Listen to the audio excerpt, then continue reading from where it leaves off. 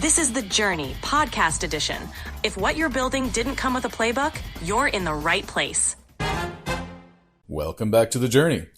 Today we're diving into the most powerful and also the most involved of the idea validation methods we've talked about so far to get your sparks going. This one's called the market maker method, and it's for ideas or projects where the stakes are high. I'm talking about the kind of ideas where getting it wrong would cost you, a significant amount of time, money, credibility, or all three. If you've got an idea for a brand new product or service that doesn't quite have a market yet, or where nothing like it really exists, this method might be exactly what you need. So what is it? The market maker method is a way to simulate a product or service launch before you actually build the product. What you're really doing is running a proxy simulation. You don't need the back end. You don't need the supply chain. You don't need the code. You don't need the thing. What you need is a really strong sense of how to position your idea and the willingness to run a proxy test that mimics the real thing. And that's the key. You want to treat this like an actual product launch and do everything that you otherwise would, except for make and deliver the product or the service or the idea. Here's why this matters. It's not enough to ask people what they think. People say all kinds of things when asked about a hypothetical, but the real test, it comes from behavior, from data, from actual engagement. This method is about behavior over opinion. Let's say you have an idea for a product that's highly innovative, something no one's seen before. The big risk here is building it in isolation, only to find out the market isn't ready or the market isn't willing to pay for it. That's where the market maker method kind of shines. It gives you a way to collect real market signals without needing a prototype or a fully baked in offering. So how does it work? You simulate a go-to-market campaign.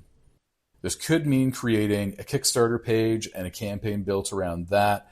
It could be building your own landing page with product visuals, pricing, and a call to action, something like reserve now or join the wait list. Then you run traffic to it, usually through a paid ad if you're going to do it on your own website, and track what happens. So, you can run paid ads to a Kickstarter campaign page too. That's pretty common in kind of the marketing world now. When Kickstarter first became a thing, it was absolutely unheard of for project runners to be spending, $1 million on a marketing campaign to kind of support that. Now it's pretty commonplace, happens all the time. But anyway, how does it work? And what you want to look at is, do people click? Do they convert? Are they intrigued by the offer? It's not smoke and mirrors. You're crafting a plausible, testable version of the real deal. You might be measuring add to cart rates. You might be measuring waitlist signups, or even how many people go through a checkout flow, regardless of whether or not you're taking money. Every one of these actions gives you a data point to validate or invalidate your idea. Now, let's talk about risk. If your idea involves creating and manufacturing and selling a physical product, and you put it out on a public platform like Kickstarter before you're actually ready to produce the product, there's always a chance that a competitor is going to see it and beat you to that market. So, if you're not able to kind of produce and market this product within like 4 to 6 months of running your validation on Kickstarter, you would want to think seriously about doing this in that kind of way. That's the elephant in the room, really. So if you find that risk unacceptable, there is a workaround. You can run the proxy using a comparable idea, something close enough to validate your assumptions without revealing the full picture of what you're testing. So kind of to expand on that, let's say that you do want to run this campaign on Kickstarter, but you want to obscure or obfuscate the true nature of the product that you are testing out, the idea that you're testing out.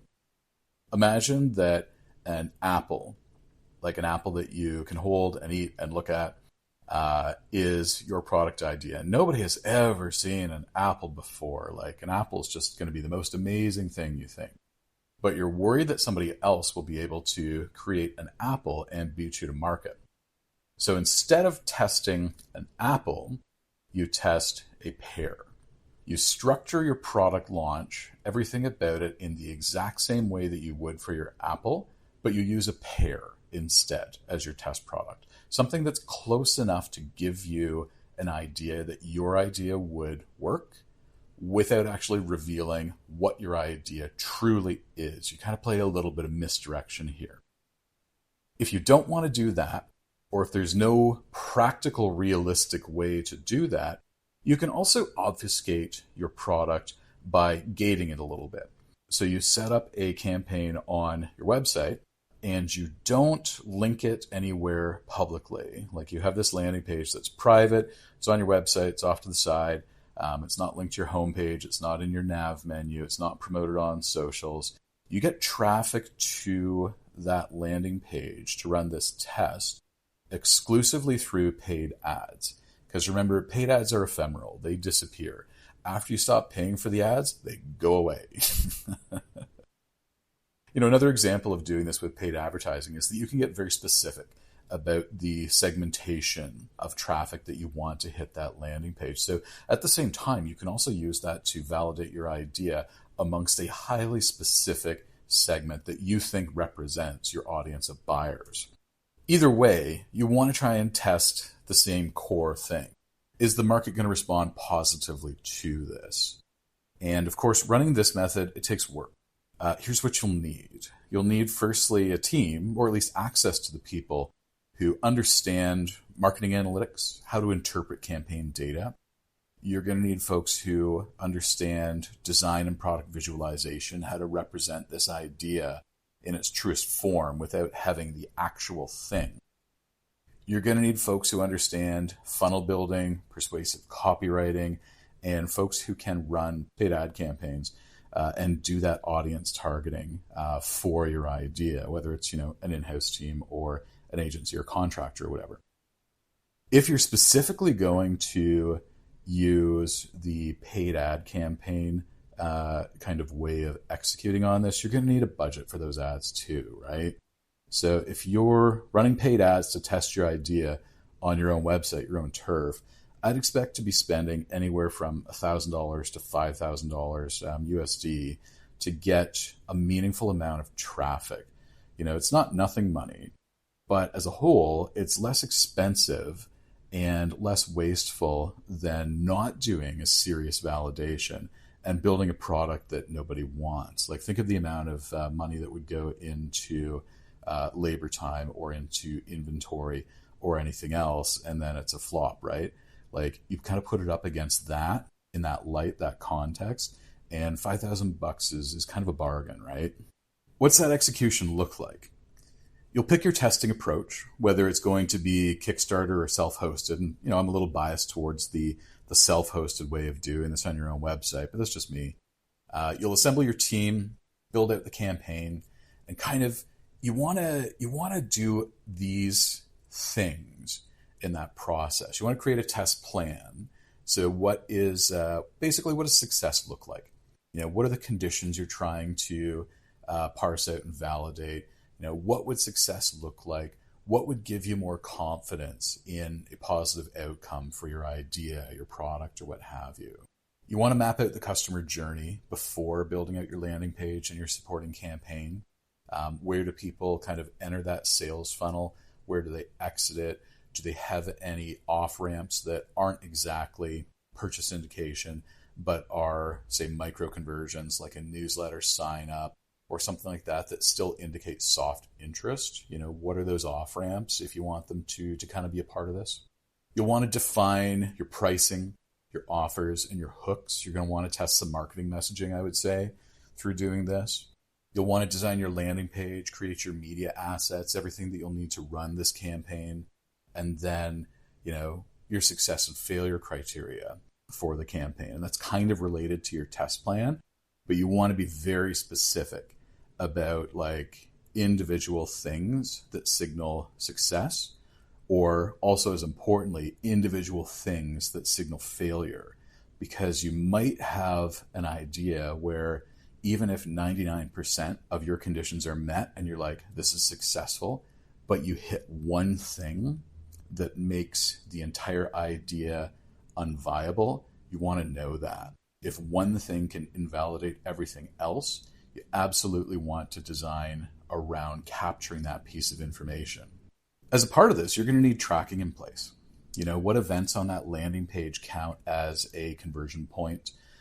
What are the triggers, the behavioral triggers on different things on your landing page? What are the leading indicators of demand? Is it going to be an add to cart? Is it going to be a wait list or a reservation? Something like that. Like, what are those indicators of actual true demand for this? Another thing you absolutely want to do with this method, before you go live, do a dry run. Test it with your team, share it with a few trusted outsiders. You want to make sure that it feels a lot like a real product experience that people can buy into. And I would say that when you're doing a dry run, try and involve people who weren't directly kind of tied to creating the landing page and the campaign assets, because they've got the burden of knowledge. They're going to know intimately how this whole thing is supposed to work. So mentally, they're going to subconsciously skip over some small problems because they know how it's supposed to work, not just how it does work. So try and get people who are in your organization but weren't involved in this effort to participate in that dry run process.